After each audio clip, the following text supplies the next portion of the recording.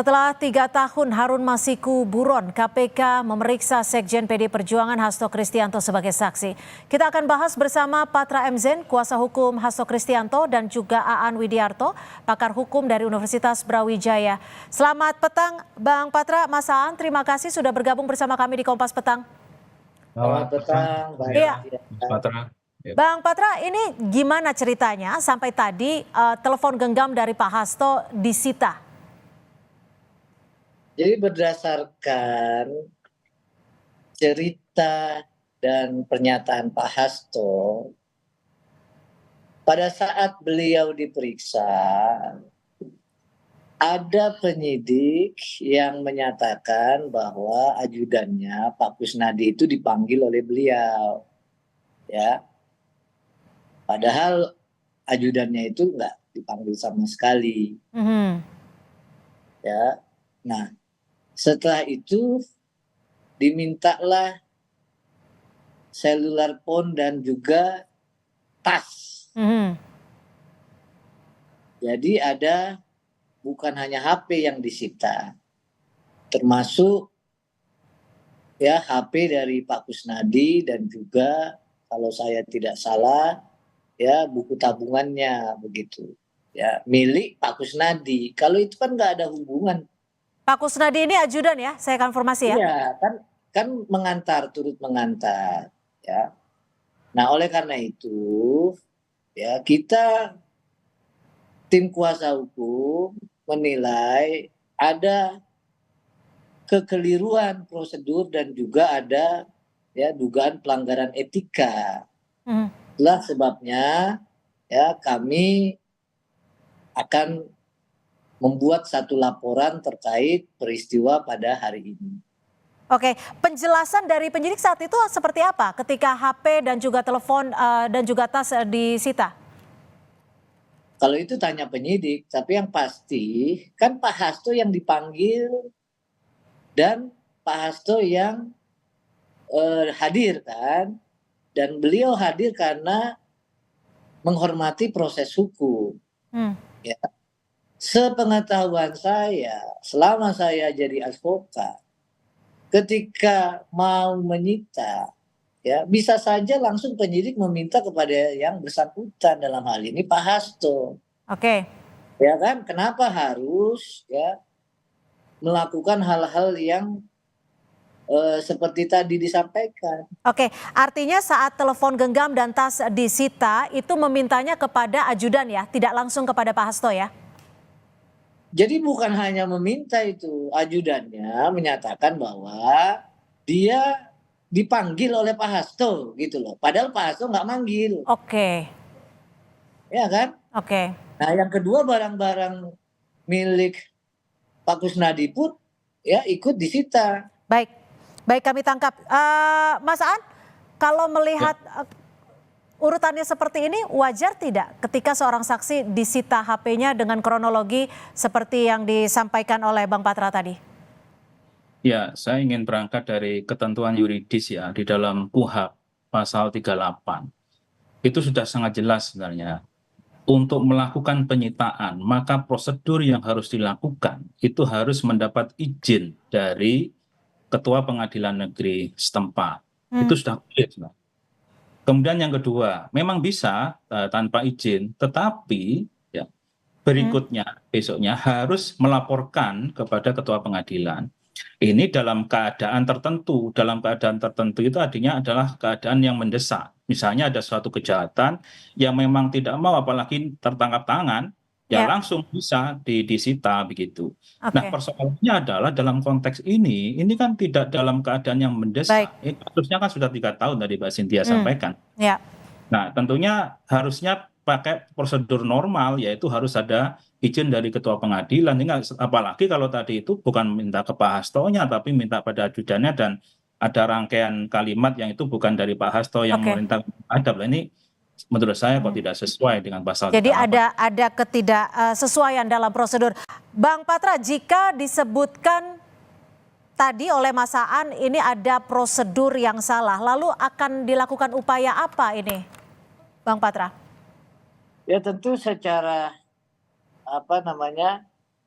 secara hukum ya dimungkinkan kita tahu sama ada yang namanya mekanisme pelanggaran kode etik yang harus bisa kita sampaikan ke Dewan Pengawas KPK. Nah, kalau nanti tim merasa perlu mengajukan pra peradilan terkait dengan penyitaan, tentu kita akan ajukan pra peradilan. Gitu, Pak. Tadi diperiksanya berapa jam dan apa saja yang diperiksa, Bang Patra? Seperti Pak Hasto tadi sampaikan di gedung KPK, belum sama sekali masuk ke soal apa yang menjadi isi dari pertanyaan. Ya, beliau menyampaikan itu sebenarnya hanya kira-kira 1 jam atau 1,5 jam. Tetapi baru keluar 4 jam karena ditinggal oleh penyidiknya, biarkan sendiri. Ya, di ruang yang ber-AC dingin, sangat dingin, sampai Pak Hasto beliau bilang bahwa sempat 3 kali ke toilet karena buang air. Jadi nggak ada pemeriksaan sebenarnya. Oke, Mas Aan, kalau dilihat dari rentetan atau dari timeline terkait dengan kasus Harun Masiku, ini kan sebenarnya sudah menjadi pokok pembahasan 3 tahun lalu dan 3 tahun berselang Pak Hasto kembali diperiksa. Apakah ada unsur-unsur lain untuk mengungkap kasus ini? Apakah ada kaitannya dengan unsur politik atau seperti apa Anda membacanya? Iya, memang background politik itu seringkali mewarnai penegakan hukum kita, ya. Walaupun itu sebenarnya kita sesalkan, seharusnya tidak seperti itu. Satu hal yang menjadi publik bertanya itu adalah kenapa ini lama sekali 3 tahun dan baru kemudian mau dilakukan penegakan hukum lagi setelah ramai pilpres misalnya. Atau publik melihat Pak Hasto ini sangat vokal ya ketika menanggapi hasil pilpres. Nah, sehingga bisa saja kemudian publik mengkaitkan ya posisi ini dengan Pak Hasto. Apalagi ini sekarang lagi dikebut lah tanda kutip begitu. Ini menjadi sebuah pertanyaan dalam penegakan hukum yang seharusnya itu tidak boleh. Seharusnya kan ada kesamaan di depan hukum ya, prinsip itu yang ada dalam Undang-Undang Dasar ya, bahwa setiap warga negara mempunyai kedudukan yang sama di hadapan hukum. Nah, ini yang seharusnya penyidik tidak melakukan hal-hal yang tentunya bisa menimbulkan sangka publik bahwa ada background politik dalam penegakan hukum. Lalu apa dong yang harus dilakukan KPK agar dalam penanganan kasus Harun Masiku tidak meluas dan juga tidak menyinggung arah politis? Ya, saya lihat fokusnya KPK kan ada 2. Satu adalah terkait dengan kasus korupsinya, suap menyuap itu. Yang kedua adalah terkait dengan kasus buronnya Harun Masiku. Nah, kalau soal kasus korupsi seharusnya kan bisa terus jalan gitu ya. Tanpa kehadiran Harun pun, ini kan yang disasar adalah Pak Hasto. Nah, Pak Hasto kan ada, selama ini ada kan begitu. Ya kalau misalnya memang benar-benar mau ditegakkan proses hukumnya, seharusnya 3 tahun yang lalu pun Pak Hasto diperiksa. Kan begitu, tidak harus nunggu pilpres dan sebagainya begitu.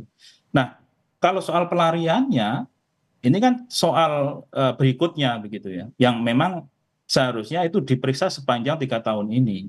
Jadi dengan ada timing lah tanda kutip ya dalam penegakan kasus ini kan menjadi jeratan ya, yang kemudian itu mengakibatkan bahwa orang berasumsi bahwasanya ada pesan lain yang ingin disampaikan penyidik, bukan pesan penegakan hukum, tapi ada pesan lain yang mau disampaikan. Jadi ini yang menurut saya tidak baik dalam penegakan hukum kita. Bang Patra, ini kan nama Pak Hasto sempat disebut di sidang Harun Masiku. Pihak Anda sudah adakah bukti yang kuat untuk membantah terkait keterkaitan hal ini? Itu tidak perlu dibantah. Kenapa? Karena sudah ada 2 putusan yang ingkrah. Ya. Yang pertama putusan nomor 18 tanggal 28 Mei 2020 atas nama terdakwa Saiful Bahri. Ya, yang kedua putusan di tingkat kasasi atas nama terdakwa Wahyu Setiawan dan Austiani. Sudah diperiksa saksi-saksi, sudah menjadi fakta yuridis. Di dalam putusan tersebut Pak Hasto tidak terlibat soal suap maupun gratifikasi. Maka kita bisa tahu bahwa tidak ada kaitan Pak Hasto dengan perbuatan yang dilakukan baik oleh Saiful, Ya. baik oleh Setiawan, baik oleh Astiani maupun oleh Harun Masiku. Yang kedua, kalau itu terkait dengan buron atau pelarian dari Harun Masiku, ya tentu kita tahu yang menjadi kewajiban untuk mencari itu justru penyidik. Baik. Yang punya alat untuk bisa menangkap itu penyidik. Oke. Yang punya aparat untuk bisa menangkap itu penyidik. Tapi jangan ketika sudah pilpres Oke, dipanggil. kami tangkap. Ini mau pilkada, orang lagi pilkada Oke, dipanggil. kami tangkap Bang Patra. Mas Aan terakhir, ini setelah 3 tahun penyidik KPK membuka lagi kasus ini. Apakah memang dibutuhkan waktu selama itu untuk memeriksa Hasto Kristianto sebagai saksi atau memang ada keterkaitan lain? Bagaimana Anda mengamati hal ini? Apakah ada kendala terkait penyidikan? Ya, seharusnya memang berdasar pada alat bukti ya. Alat bukti apa yang dimiliki oleh penyidik sehingga memang mengarahkan kepada seseorang untuk diperiksa gitu. Kalau penyidik sendiri masih lemah, bahkan masih cari-cari HP, handphone, cari-cari buku tabungan, ini kan sebenarnya masih lemah posisinya. Nah, padahal ya, dalam dugaan awal ini harus kuat, minimal 2 alat bukti yang cukup untuk penyelidikannya. Kalau begini kan akhirnya tidak ada jaminan keamanan dan ketentraman bagi semua warga negara Indonesia, karena sewaktu-waktu akan dikaitkan dengan perkara, dengan kasus. Baik. Ya siapa yang orang kemudian berhadapan dengan KPK, dengan penegak hukum, dipanggil, pertama waktunya, yang kedua adalah psikisnya, kemudian nama baiknya, kan semuanya akan jadi masalah. Nah, sehingga seharusnya, ya benar tadi Pak Patra menyampaikan, yang punya alat itu adalah penegak hukum, yang bisa penyadapan, sebenarnya tidak perlu fisik ya saat ini kan, dengan kecanggihan teknologi, fisik HP, tapi dengan jaringan komunikasi itu seharusnya sudah bisa dapat itu para penyidik.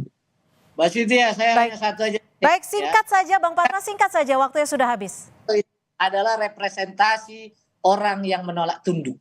Itu aja statement. Oke, baik. Terima kasih Bang Patra Zen, kuasa hukum dari Pak Hasto Kristianto, dan juga Mas Aan Widiarto, pakar hukum dari Universitas Brawijaya, sudah bergabung bersama kami di Kompas Petang.